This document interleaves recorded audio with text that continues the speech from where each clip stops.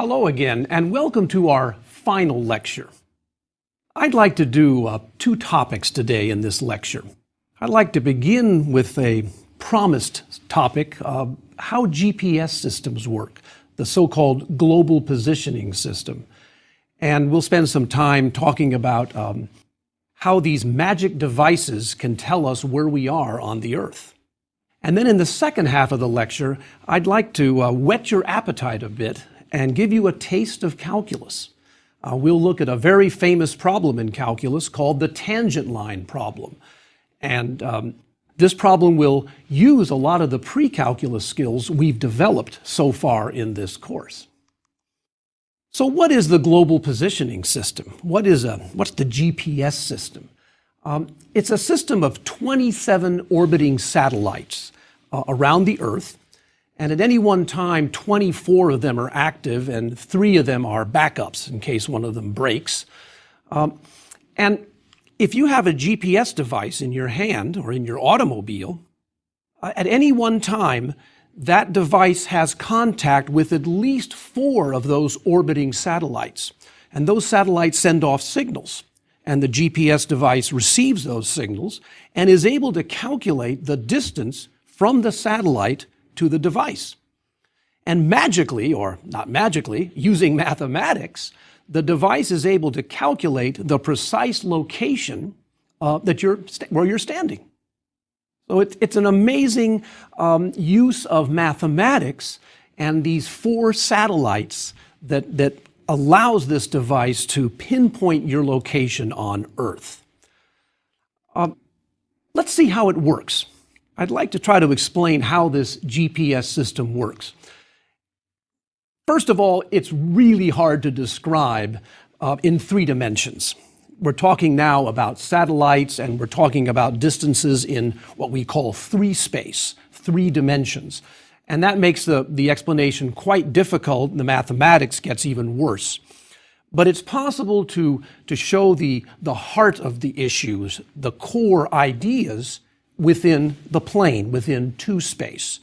And so what I'd like to do is simplify the problem and consider a planar GPS device. In other words, we can imagine, let me be more specific. Imagine there's a satellite in Atlanta, Georgia, and it's sending out signals all around itself in Atlanta, Georgia. And I have a GPS device, and it tells me that I'm 500 kilometers from Atlanta. So my device can measure that distance to Atlanta, Georgia. And the device will say, oh, he's 500 kilometers from Atlanta. So where am I at that moment? Well, I think you can see that I'm somewhere on a circle of radius 500 kilometers around the center, Atlanta. So I know somewhat where I am. The device has given me some information as to my location. But now let's take it another step. Suppose there's a second satellite, let's put it over there in Jacksonville, Florida, near my hometown. And suppose that satellite sends a signal to my GPS device, and suppose it says I'm 90 kilometers from Jacksonville.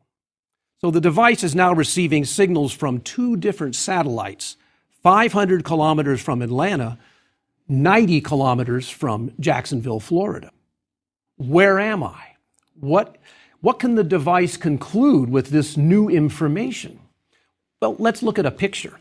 Here is that circle of radius 500 around Atlanta and the other circle of radius 90 around Jacksonville, and we see they intersect in 2 points. So we've really narrowed it down, haven't we? My location is one of those 2 intersection points, isn't it? I'm in one of 2 spots now. How can we find out where I am? Well, let's take a third satellite. Remember, in the global GPS system, there are 4 satellites. We need 3 here in the plane to fully pin down my location. So let's assume there's a third satellite sending off signals from Tampa, Florida.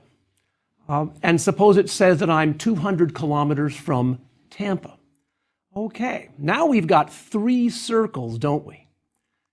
We have the large circle in Atlanta, the smaller one with center in Jacksonville, and a third circle in Tampa. And my device is telling me the distances to each of those centers, each of those satellites. And there's one intersection point now. That's my exact location that the device calculates. And I've fixed this problem, so it's actually my hometown, Gainesville, Florida. I think you can see sort of how this works now. We have to do some intersecting of circles in order to find out our location. And that's kind of the magic that goes on inside these GPS devices. We have to find the intersection points of a system of circles. In the global positioning system, you would have a system of spheres, and you can see how complicated that could be. So let's actually do an example. Let's pin some numbers down and have fun with a particular example. And as we do this example, you'll see some of the pre-calculus skills that'll come into play as we carry through the calculations. We'll be talking about circles. We'll solve some equations, and we'll do some graphing. All of these skills we've been developing in this course. Again, I'll set up an example with fairly nice numbers. In real life mathematics, in real applied mathematics, the numbers generally aren't very nice. They aren't integers necessarily, but let's simplify things because our goal here is to understand the idea, not to be drowned by some ugly numbers. So let's suppose we have 3 satellites. One of them will be located at the origin at 0, 0. The second one will be at 8, 0. And the third one will be at the point -2, 5. So we have satellites A, B, and C located at 3 points in the plane. And what's going to happen is, in this example, suppose I have my receiver here, and it says that I'm 5 miles from receiver A. Receiver A was at the origin. So again, what does that say about my location if I'm 5 miles from receiver A? Right, I'm on the circle of radius 5 and center the origin. So I'm a ordered pair XY satisfying the equation x squared plus y squared equals 25. We sort of know where I am, don't we? We know I'm on that circle. Okay, but there are 2 more satellites to work with here. Suppose the receiver also says that I'm 5 miles from receiver B. And let's add in also that the third receiver tells me I'm 10 miles from it. So I'm 5 miles from B and 10 miles from C. That's what that GPS device can measure. It can measure the distance to those satellites. So what does it mean to say that I'm 5 miles from B? You'll remember that B had center 8, 0. It was on the x-axis. And if I'm 5 miles from it, then I'm somewhere on the graph of the equation x minus 8 quantity squared plus y squared equals 25. So I'm on that circle too. And furthermore, that third satellite says I'm on the circle x plus 2 quantity squared plus y minus 5 squared equals 100. That circle was radius 10. So what do we have to do now? My location is pretty much pinned down because I'm on the intersection point of 3 circles. We have 3 circles here, and I am the intersection point, the unique intersection point of those 3 circles. Here you can see a picture of those 3 circles, and then you see that they intersect in exactly 1 point. Well, let's do the algebra to find that intersection point in this example. This will be kind of fun because we'll be doing some pre-calculus skills that we learned to love in this class. So why don't we consider the first 2 circles, x squared plus y squared equals 25, and the second circle, x minus 8 quantity squared plus y squared also equals 25. Is there anything we can do with these 2 equations to eliminate a variable? What can we do to simplify the situation here? Well, one idea would be to subtract the 2 equations. And if you subtracted them, the y squared term disappears, doesn't it? Equivalently, you could do this. In the first equation, you could solve for y squared and then plug that into the second equation. that would be equivalent to what I'm going to do. I'm going to subtract the two equations.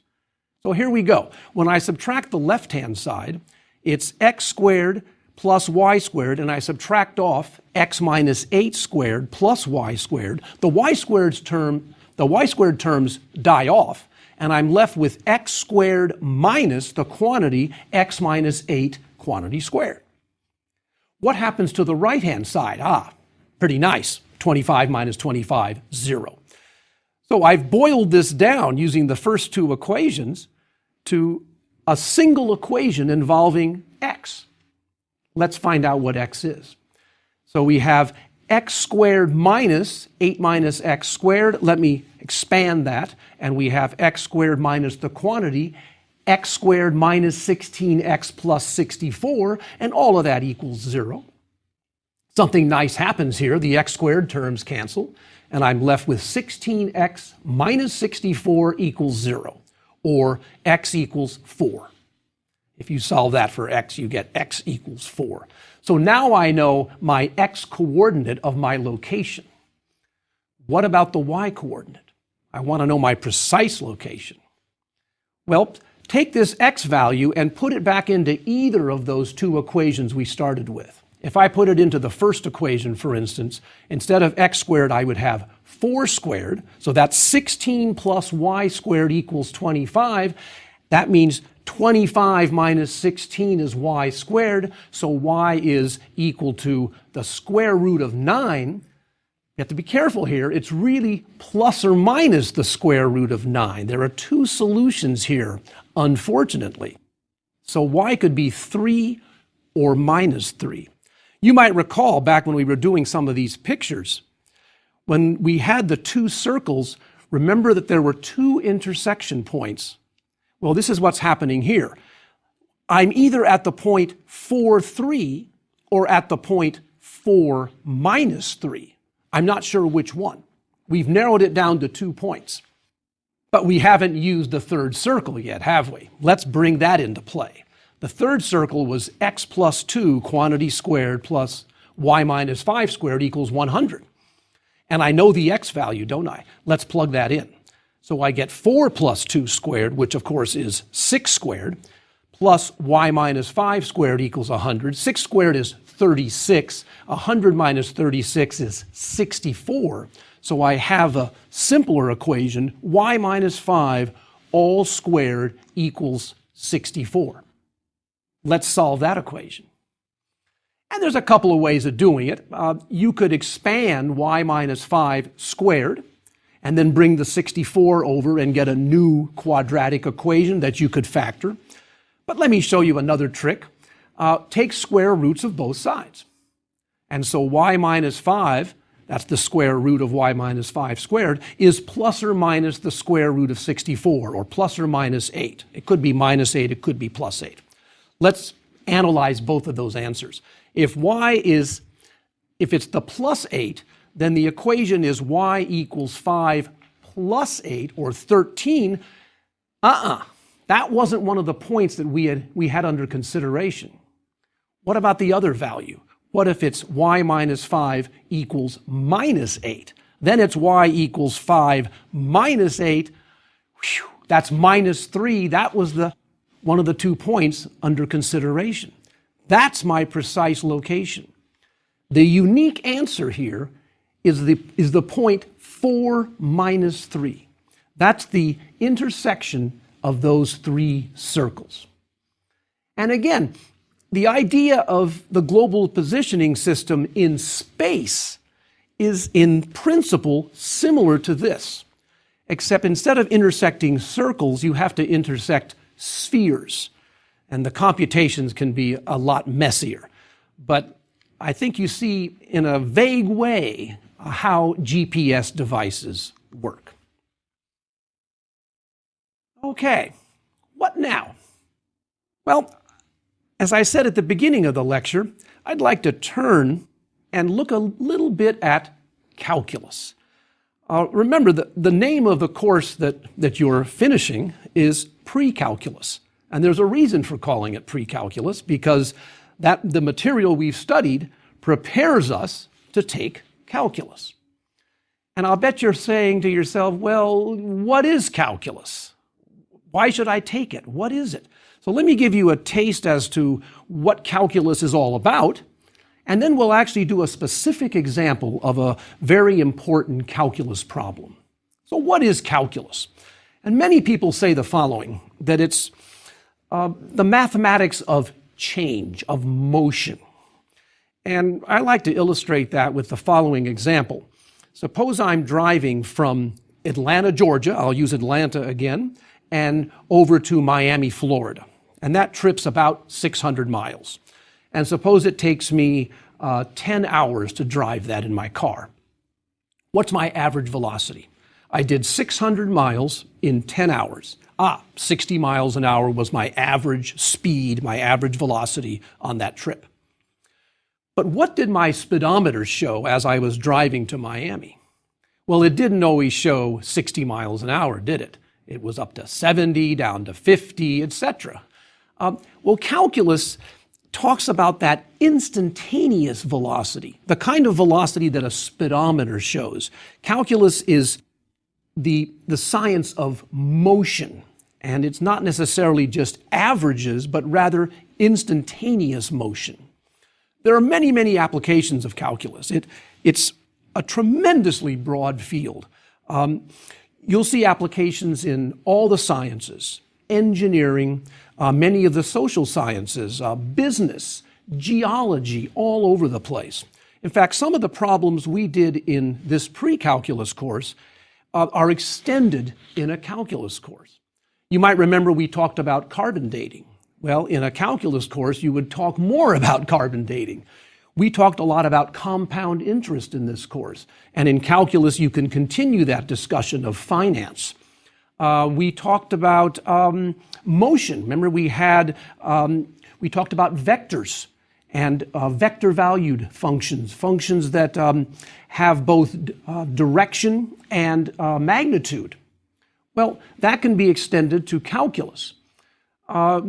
We talked about finding, say, areas and volumes. And in calculus, you're able to calculate areas and volumes of quite complicated regions or complicated solids, unlike the simple examples we can do in a pre-calculus class. Another example, we know in pre-calculus, we can calculate the distance between 2 points, the length of the line segment joining 2 points. Well, in calculus, you can actually calculate the length of a curve.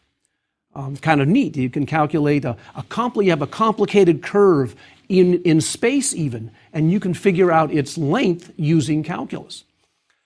Volumes of spheres and cubes are very simple in pre-calculus, but in calculus, you can find volumes of very odd-looking solids.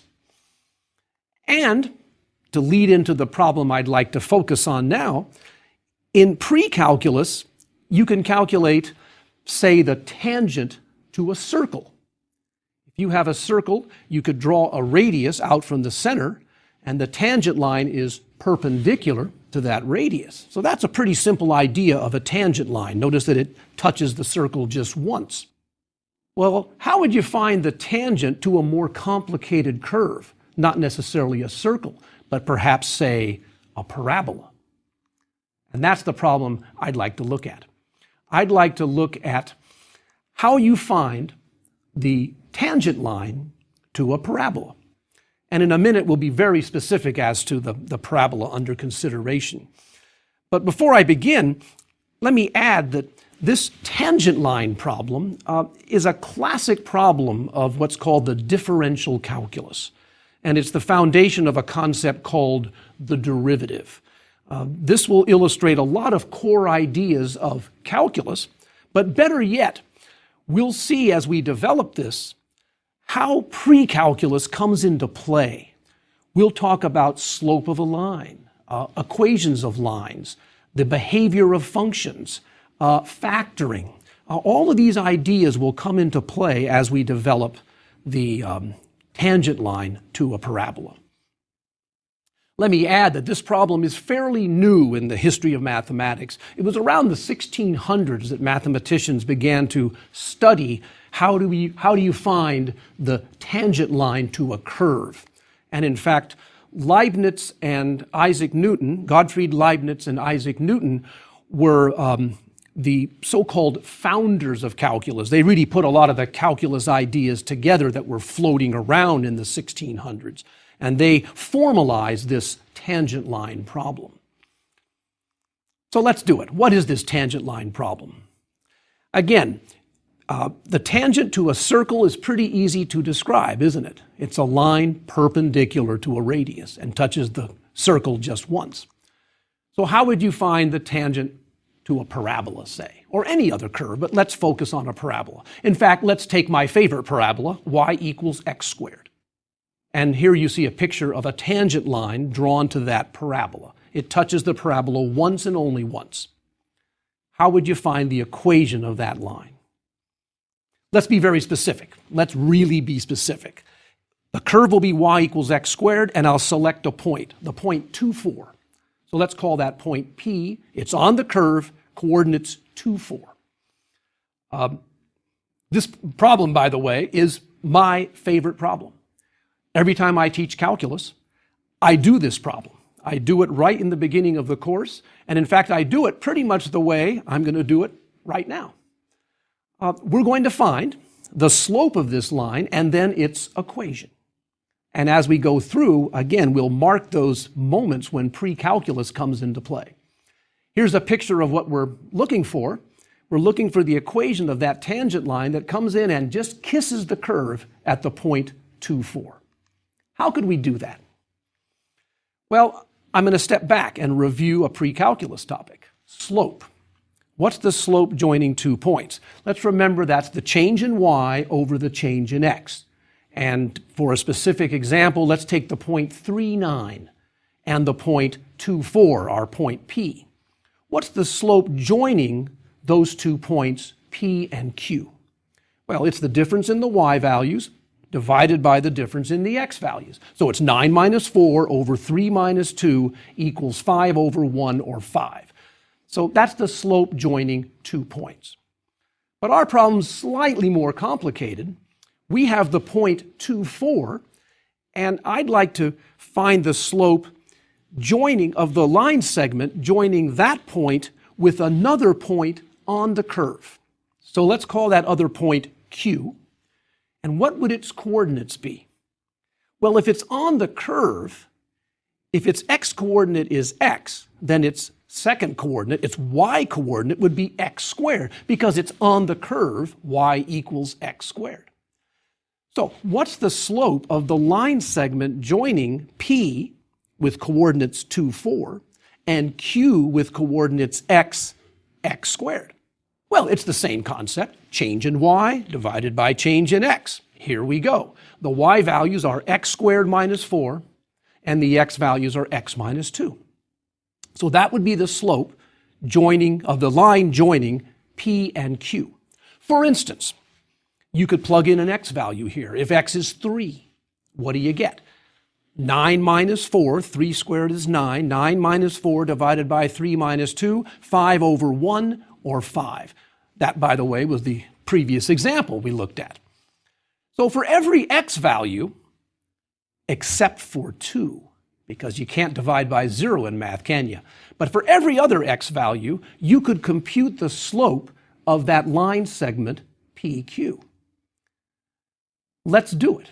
Let's compute that slope for various x values. And I'm going to start selecting x values that get closer and closer to P, closer and closer to 2. Here we go. If x is 3, what's the slope? Well, we just did that. The slope is 5.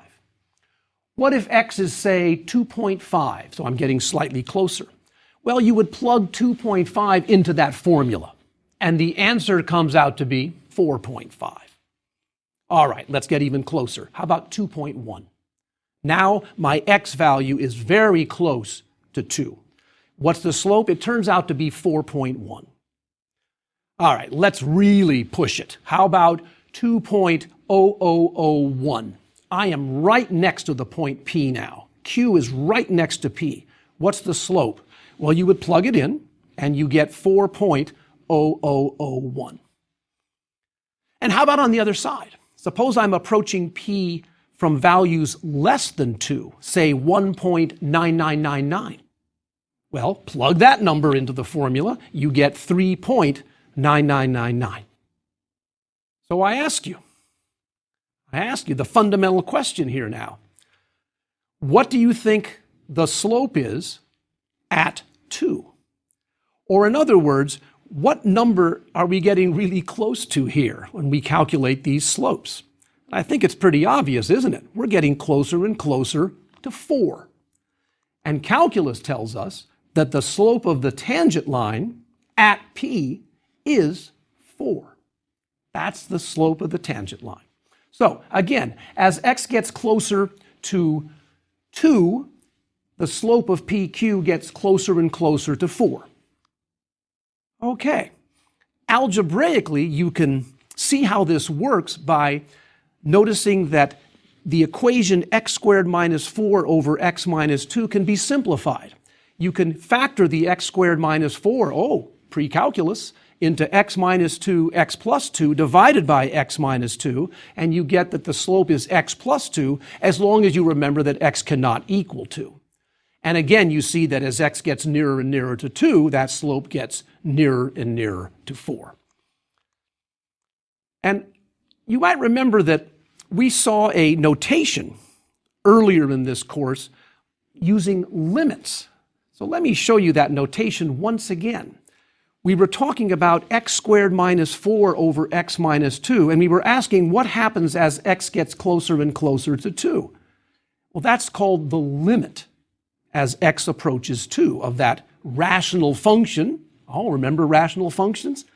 Of x squared minus 4 over x minus 2. That simplifies to the limit of x plus 2. It equals 4. So the slope of the tangent line at 2 is 4. And by the way, we just calculated something called the derivative. The derivative of the function x squared at x equals 2 is 4. Kind of nice, wasn't it? And once you know the slope, the game's pretty easy to find the equation of the line. You know a point, you know the slope. Using our pre-calculus skills, we can use the point slope formula, y minus 4 equals 4 times x minus 2. The y minus 4, that's the difference in the y values. X minus 2 is the difference in those x values. The 4 in front there is the slope. You simplify that to 4x minus 4. And here's what I invite you to do with your graphing calculator. Graph the parabola x squared and that straight line 4x minus 4. And you should see a picture much like the one here. You'll see that the line goes up and just touches the parabola at a single point and then keeps going. And if you zoom in at that point of tangency, you'll observe that after a while, you won't be able to distinguish between the curve and the line. They're very, very close together. So again, this is a typical problem of calculus, and as I said, it's a problem I love so much that I tend to do every time I teach calculus. So let me finish by first saying bravo, congratulations. You finished a pre-calculus course. And in my teaching experience, the hardest part of calculus is often the pre-calculus. And I think now, having gone through this course and hopefully worked a lot of problems in the workbook, you're ready to take a calculus course. And I encourage you to do so. In fact, some good news, the teaching company has calculus courses. And if you were able to, if you enjoyed my presentation of this pre-calculus course, I invite you to continue with me in my teaching company calculus course. And finally, let me close by saying a very heartfelt thank you. Thank you very much for joining me on this journey through the field of pre-calculus.